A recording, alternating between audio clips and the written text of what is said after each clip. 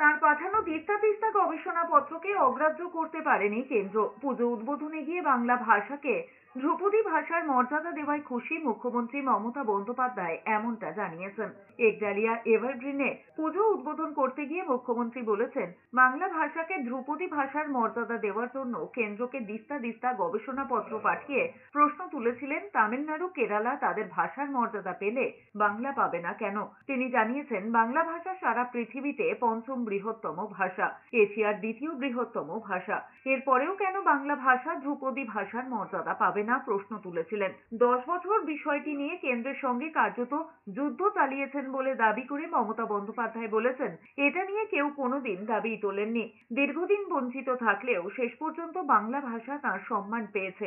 সেন্ট্রালকে চিঠি দিয়েছিলাম যে আজ যদি তামিলনাড়ু পায়, কেরালা পায়, বাংলা সারা পৃথিবীতে পঞ্চম বৃহত্তম ভাষা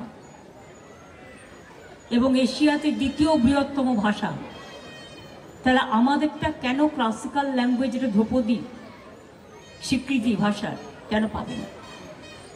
আমাদের গবেষণাপত্রকে, আমার ডকুমেন্টকে অস্বীকার করতে পারিনি। দীর্ঘদিন বঞ্চিত থাকলেও বাংলা একটা সম্মান পেয়েছেন, আমি খুশি।